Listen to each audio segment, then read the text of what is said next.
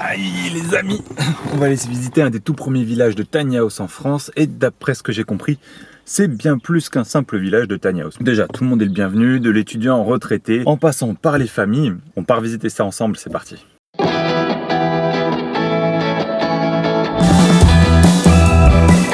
Je m'appelle Aurélie, je viens de fêter mes 25 ans et je suis la fondatrice du petit village, le village de tiny house à Saint-Brieuc. Donc j'ai commencé d'abord par dessiner les plans de Suzy, cette tiny là, et après là il y a les tea studies. Elles ont vraiment été pensées pour les étudiants. Et après, il y a l'Odyssée qui va arriver au petit village et ça permettra de faire des formats un peu découvertes pour les personnes qui veulent venir expérimenter le petit village mais sans forcément y vivre pendant un an. Ça n'a pas vocation à rester uniquement un village étudiant. Je serais hyper intéressée qu'il y ait aussi tu vois, des jeunes actifs, peut-être des petites familles ou des personnes retraitées, d'avoir une mixité générationnelle, culturelle et sociale. En fait, je pense que c'est ça qui fera la force du petit village. Mais après, le village, il est aussi ouvert à des personnes qui vivent déjà dans leur tiny, qui auraient envie de venir s'installer au petit village, tu as envie d'acquérir une tiny et que tu as envie d'inventer un nouveau partenariat ou un nouveau modèle avec le petit village, on est hyper ouvert aussi. Un des objectifs du petit village, c'est aussi de contribuer à l'expansion du mouvement des tiny en France. Ici, pour Suzy, on est à 479 € par mois avec les charges et les tea studies, on est à 459 €. Il se met à pleuvoir. Ouais, en Bretagne oblige, il se met ouais, à pleuvoir. alors c'est une très très mauvaise image de la Bretagne parce qu'hier c'était grand beau, il faisait 36 Personne degrés. Ne te croira, personne ne te croira. Là c'est même pas de la pluie en vrai. Tu nous montres le vrai terrain ? Ouais, carrément. Qui sera donc le terrain définitif d'accueil des 20... De 21 maisons. En fin octobre, début novembre, on déménage toutes nos tiny ici sur leur terrain définitif. Donc c'est ici le terrain du petit village. Donc c'est un terrain qui fait 3500 m². On a la chance, c'est une piste cyclable qui passe juste là. Ah, juste derrière. Ouais. Donc avec des tables de pique-nique, tu vois, des infrastructures pour faire du sport. C'est là où on va installer les jardins partagés, le verger, tu vois, et puis tous les trucs pour créer de la vie en extérieur et créer du lien social entre les habitants du village. Ça commencera à ressembler à quelque chose d'un peu champêtre et bucolique à partir du printemps prochain, quoi, ouais. 2020. Bon, maintenant je pense qu'il est temps d'aller visiter Suzy, la première tiny house du village. À choisir entre ceci et cela. Ouais. C'est du bois, c'est de l'artisanat, c'est fait avec amour par rapport aux studios qui peuvent être équipés, tu vois, avec des meubles Ikea. Ou, Là, c'est des petits bijoux. C'est parti. Petite visite guidée. La grande fenêtre ronde qui renforce un peu son côté marin. Dans le canapé, il y a un système de double latte, puis ça fait un lit d'appoint pour 2 personnes. En même temps, il y a des rangements. Ici, c'est un grand tiroir de rangement. Et en même temps, ces petits cubes, ils font rangement ou extension du canapé, quoi. Un deuxième ici, sur le même format. Hop. Et tes conforts. On est pas mal, là. Hein. Voilà, ça c'est la vue du canapé, les amis. Je dois dire qu'il y a une sensation d'espace assez volumineuse, c'est, je dirais, c'est plaisant, c'est chatoyant, c'est plaisir. La hauteur sous plafond, ici, t'as 3,20 m.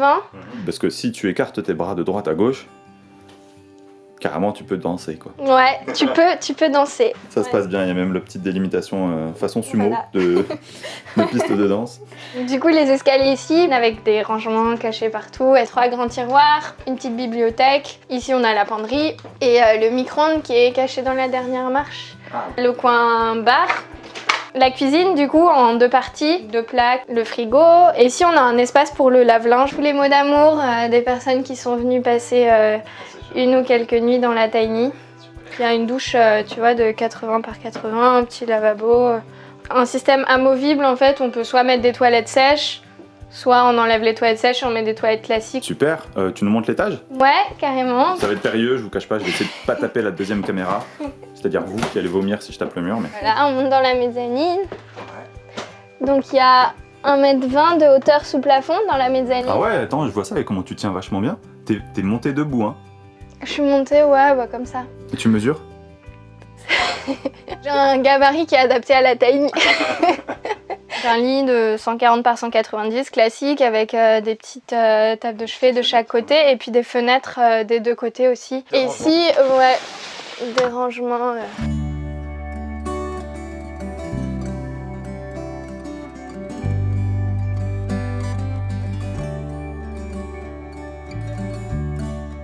Après Suzy, on s'offre une petite visite des tea studies, les 2 tiny house un peu plus pensés pour les étudiants. Par rapport à Suzy, elles ont une allure un peu plus moderne, tu vois, avec un toit monopente et puis tout un pan en bardage en tôle. C'est des tiny qui font 6 mètres. Tout autour, moi, à terme, j'aimerais planter des fleurs et puis, tu vois, de les reconnaître par les fleurs qui sont plantées autour. Visite de la Bouton d'Or. Yes, c'est parti. Le petit coin salon en L. Ici, tu peux ranger notamment ta valise. En fait, Il bouge lui en plus, non? tu peux venir le mettre là-bas. Ah yeah, pour inviter des potes. Pour venir travailler sur ton bureau, pour faire table basse quand t'as tes potes, pour venir prendre l'apéro. Ouais.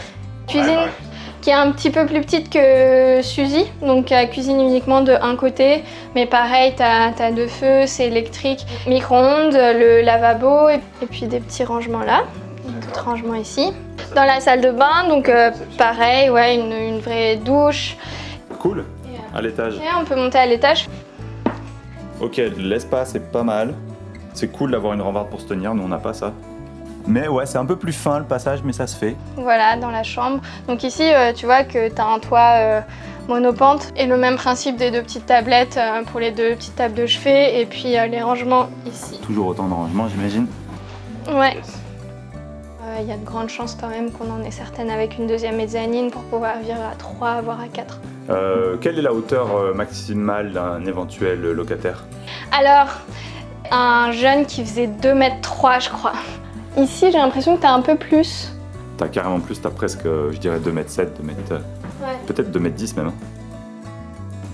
Bon, le peu que je sais de ce village m'a vraiment mis le feu et il me tarde d'en apprendre un peu plus sur son fonctionnement. Lors d'une prochaine vidéo, on verra comment Aurélie a réussi à monter ce super projet. Pour ne pas la rater, je vous conseille de vous abonner et d'activer la petite cloche. Et d'ici là, vous pouvez toujours explorer la chaîne si vous n'avez pas vu toutes les vidéos.